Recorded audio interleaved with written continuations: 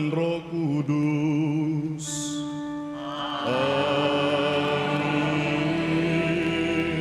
Semoga rahmat Tuhan kita Yesus Kristus, cinta kasih Allah dan persekutuan dengan Roh Kudus bersamamu dan bersama rohmu. Saudara-saudari, Paskah kedua yang kita rayakan pada hari ini bertepatan dengan perayaan kerahiman ilahi. Gereja memberikan hormat dan bakti akan kerahiman Tuhan Yesus. Aku menghendaki pesta kerahiman ilahi menjadi tempat perlindungan dan tempat bernaung bagi segenap jiwa-jiwa, teristimewa bagi para pendosa yang malang. Lubuk belas kasihku yang paling lemah lembut akan terbuka, dan aku akan mencurahkan suatu samudera rahmat atas jiwa-jiwa yang datang kepada sumber kerahimanku.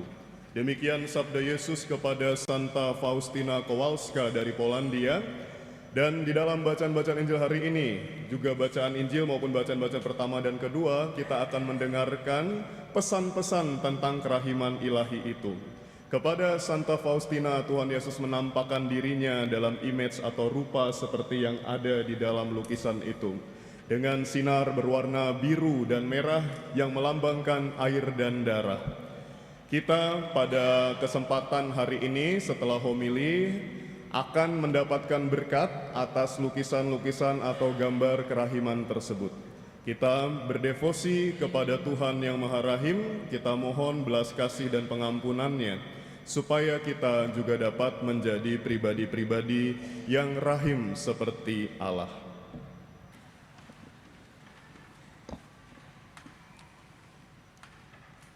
Bacaan dari Kisah Para Rasul. Pada waktu itu, para rasul mengadakan banyak tanda dan mukjizat di tengah masyarakat Yahudi. Semua orang beriman selalu berkumpul di Serambi Salomo dalam persekutuan yang erat. Orang-orang lain tidak ada yang berani menggabungkan diri dengan mereka. Namun, mereka sangat dihormati orang banyak. Makin lama, makin bertambahlah jumlah orang yang percaya kepada Tuhan, baik laki-laki maupun perempuan. Bahkan, orang membawa orang-orang sakit keluar ke jalan raya dan membaringkan mereka di atas balai-balai dan tikar, supaya apabila Petrus lewat, setidak-tidaknya bayangannya mengenai salah seorang dari mereka. Juga banyak orang dari kota-kota di sekitar Yerusalem datang berduyun-duyun. Mereka membawa orang sakit dan orang yang diganggu roh jahat, dan mereka semua disembuhkan. Demikianlah sabda Tuhan.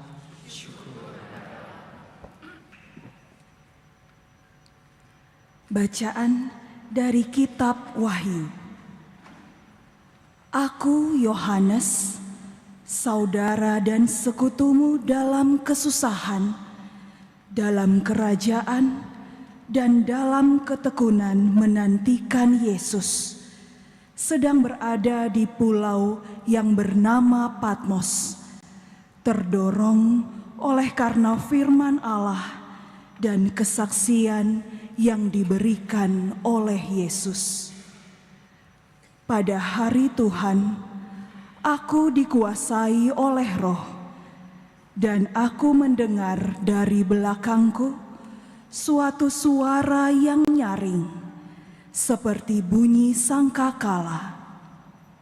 Kata suara itu, "Apa yang engkau lihat, tuliskanlah di dalam sebuah kitab, dan kirimkanlah kepada jemaat di Asia,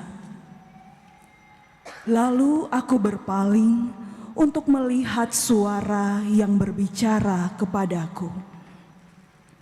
Ketika aku berpaling, tampaklah padaku 7 kaki dian dari emas. Di tengah-tengah kaki dian itu ada seorang serupa anak manusia berpakaian jubah yang panjangnya sampai di kaki, dan dadanya berlilitkan ikat pinggang dari emas.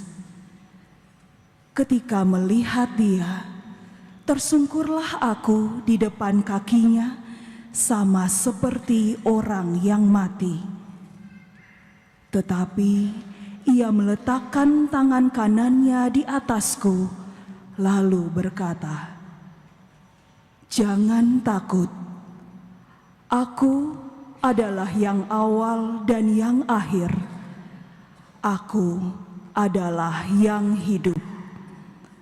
Aku telah mati, namun lihatlah, aku hidup sampai selama-lamanya. Dan aku memegang segala kunci maut dan kerajaan maut. Karena itu, tuliskanlah apa yang telah kau lihat, baik yang terjadi sekarang maupun yang akan terjadi sesudah ini." Demikianlah sabda Tuhan.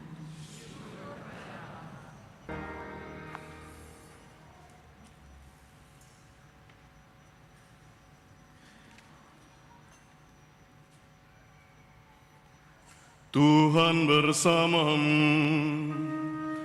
dan bersama rohmu. Inilah Injil suci menurut Yohanes. Tuhan.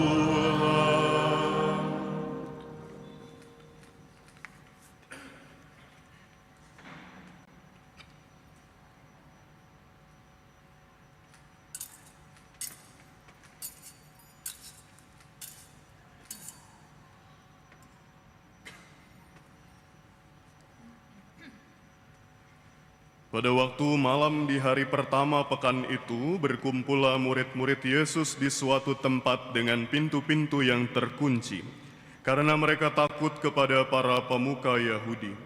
Pada waktu itu datanglah Yesus, berdiri di tengah-tengah mereka dan berkata, "Damai bagi kamu."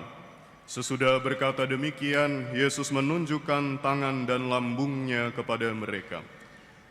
Murid-murid itu bersukacita karena mereka melihat Tuhan.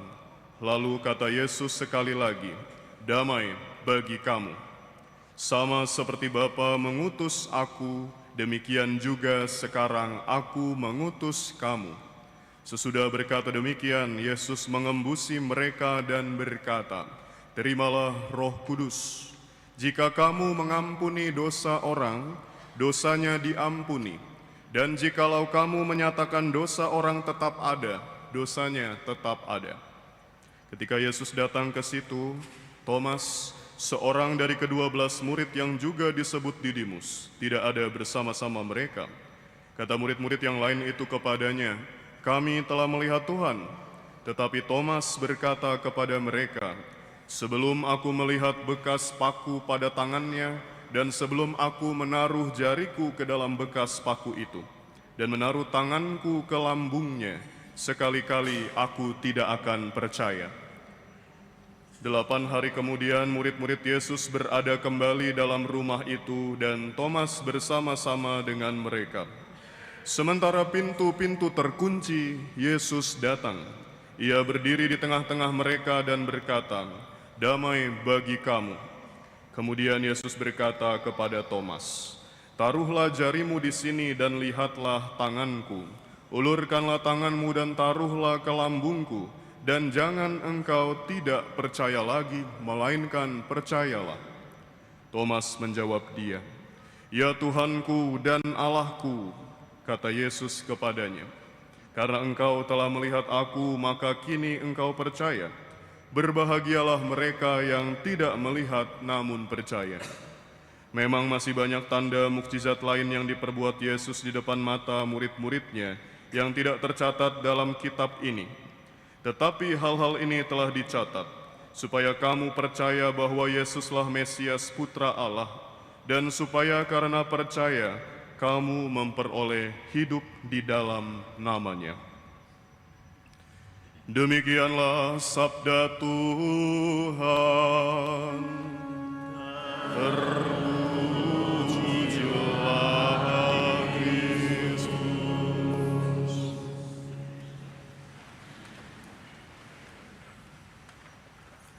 Saudara-saudari terkasih, selamat pagi. Hari ini setiap kali kita merayakan Minggu Paskah kedua, kita sekaligus merayakan pesta kerahiman ilahi, the Feast of the Divine Mercy. Orang sering mengartikan secara sederhana, secara simpel, kerahiman itu sebagai pengampunan. Jadi kalau disebut Allah itu Maha Rahim, berarti Allah itu Maha Pengampun. Namun saudara-saudari, sebetulnya istilah rahim, kerahiman, itu mengandung suatu definisi yang lebih mendalam, lebih kaya daripada sekadar pengampunan. Pengampunan itu hanya salah satu komposisi atau bagian kecil dari kerahiman.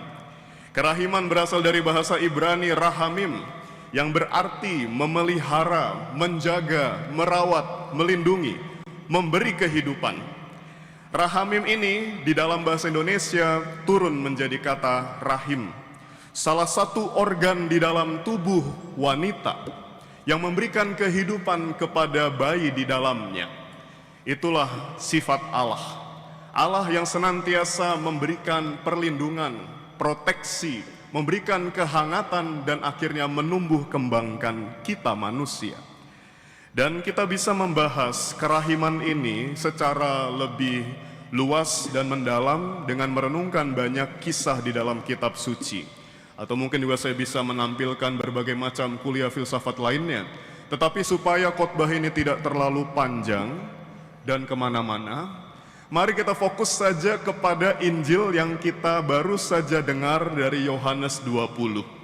Dari Injil hari ini setidaknya ada 3 bukti kerahiman Allah di dalam diri Yesus Kristus putranya. Yang pertama, saudara-saudari, dikisahkan dalam Injil hari ini Tuhan Yesus menjumpai atau mendatangi para muridnya pasca kebangkitannya. Kita tahu bahwa murid-murid ini sempat menyangkal bahwa diri mereka adalah murid Yesus. Karena mereka takut ikut ditangkap dan disalibkan seperti gurunya. Mereka lari tunggang langgang ketika Yesus ditangkap di Taman Getsemani.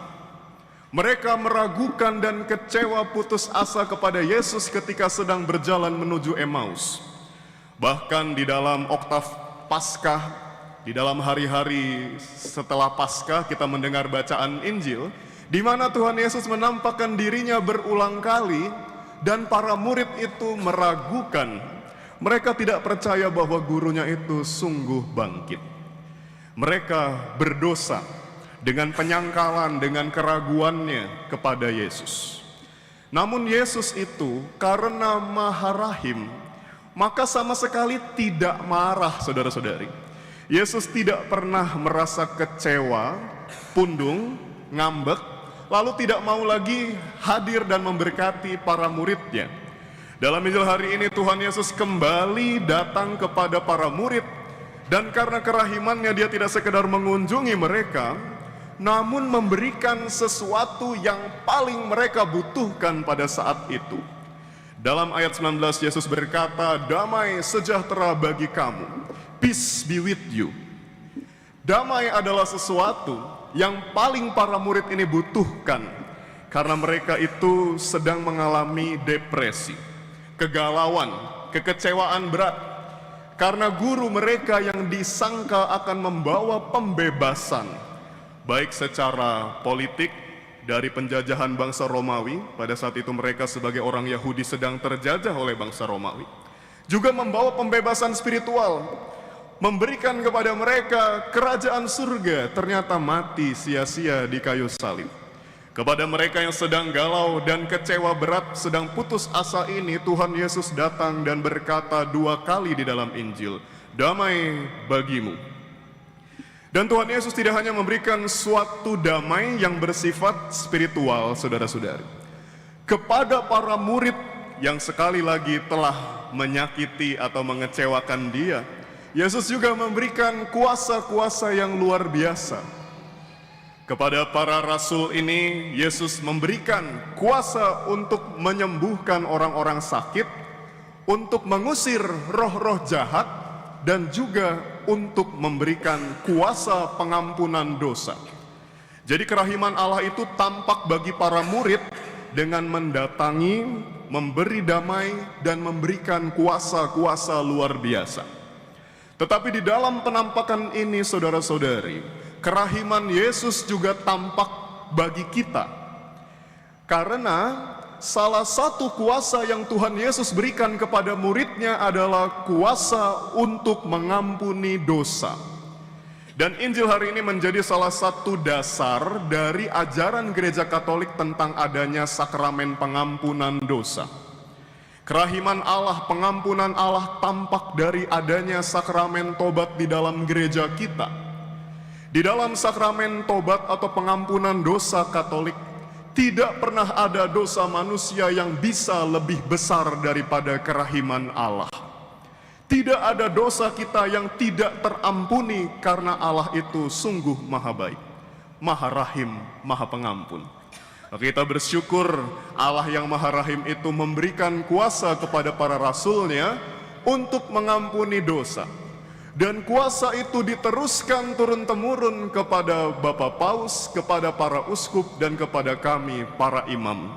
Bersyukurlah karena kita memiliki Allah yang maha rahim.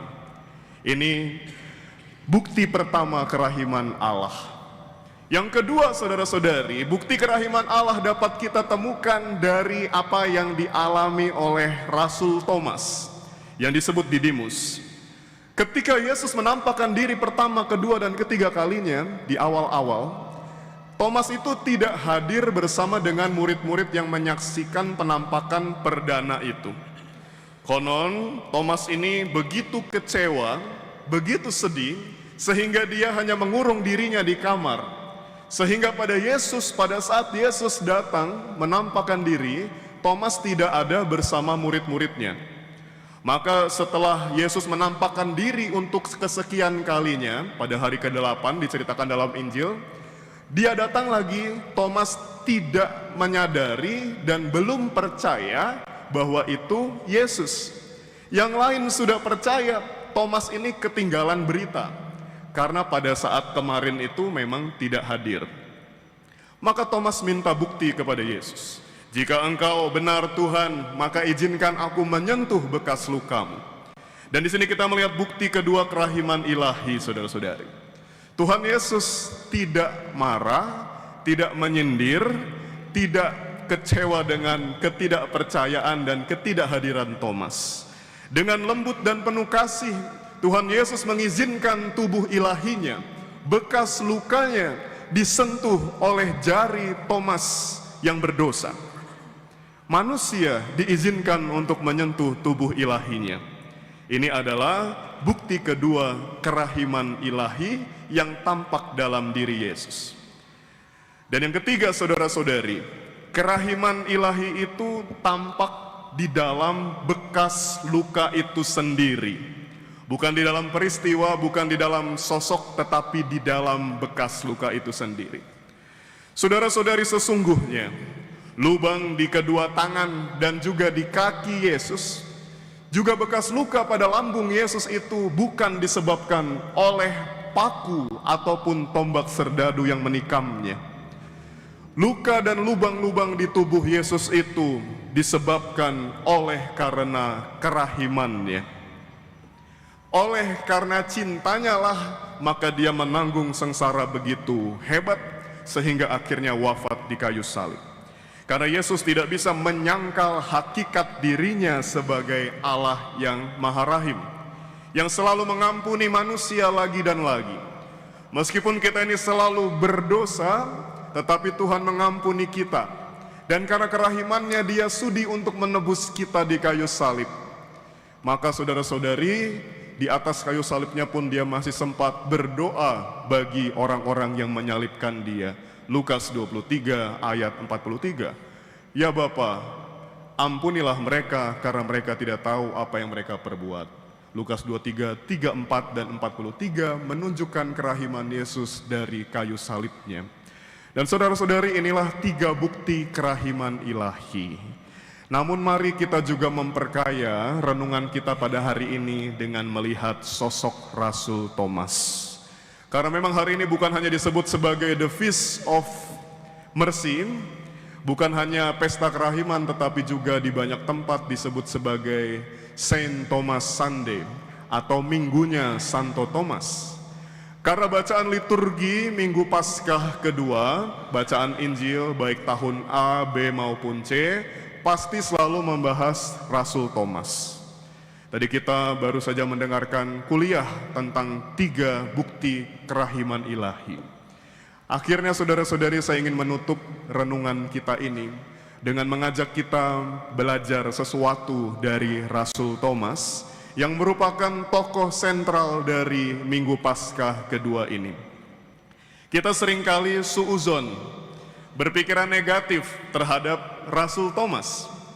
Kita seringkali menuduh dia sebagai rasul yang tidak percaya, sebagai orang yang ragu-ragu. Memang betul juga sih.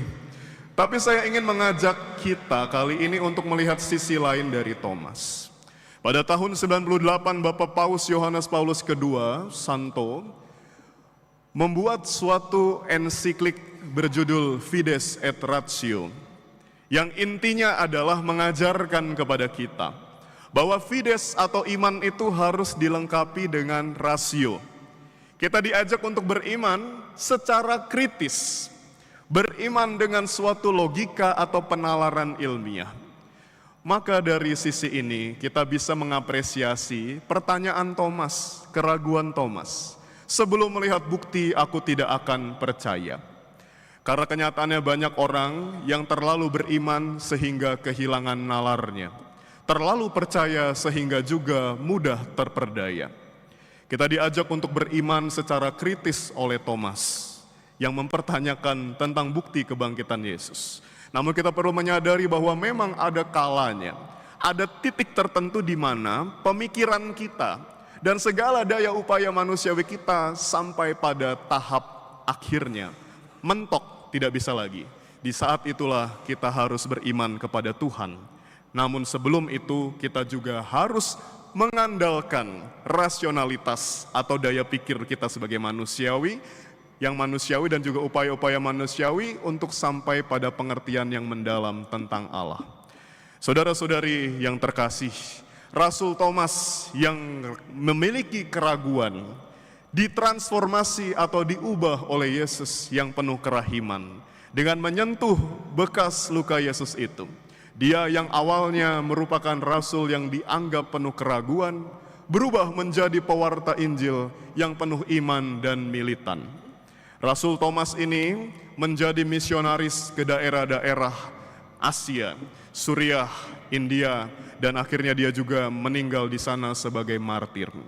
Kita belajar dari Thomas untuk menjadi kritis di dalam beriman. Sekali-sekali boleh mempertanyakan iman kita. Jangan menjadi orang yang memiliki iman abal-abal, iman asal percaya saja. Apakah kamu sebagai Katolik percaya kepada perantaraan doa para kudus? Percayakah Anda kepada ajaran purgatorium, kepada infalibilitas paus, dan lain sebagainya? Doktrin Tritunggal Maha Kudus, ya saya percaya. Tapi kepercayaan kita yang percaya sekedarnya tanpa disertai atau dilandasi oleh pengetahuan akan membuat kepercayaan itu mudah hilang, mudah luntur. Maka ketika orang Katolik diserang atau ditanya, ngapain kamu menyembah patung?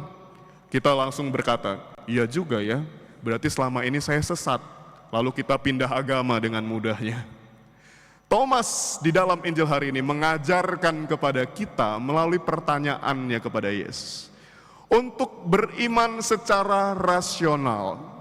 Keraguan yang benar yang dimiliki oleh Thomas sekali lagi membuatnya menjadi seorang rasul yang militan. Sehingga di dalam keseluruhan kitab suci, konon hanya Thomaslah rasul yang menyatakan secara paling eksplisit, secara tegas dan jelas bahwa Yesus adalah Allah. Di dalam ayat 28 Yohanes 20 hari ini, Thomas berkata, "Ya Tuhanku dan Allahku." Pernyataan yang tidak pernah diungkapkan oleh rasul lainnya. Diungkapkan oleh mulut Rasul Thomas yang awalnya tidak percaya. Kenapa dia sampai kepada kesadaran bahwa Yesus itu sungguh Tuhan dan Allah? Karena awalnya dia meragukan secara benar. Keraguan yang kritis membuat dia sampai pada pemahaman yang sungguh mendalam. Maka mari kita kritisi iman kita. Apapun ajaran gereja, kita cari pertanggungjawabannya mengapa gereja mengajarkan demikian. Maka dengan demikian kita dapat beriman secara benar. Beriman yang tidak sekedar percaya, namun sungguh-sungguh berlandaskan kepada pengetahuan.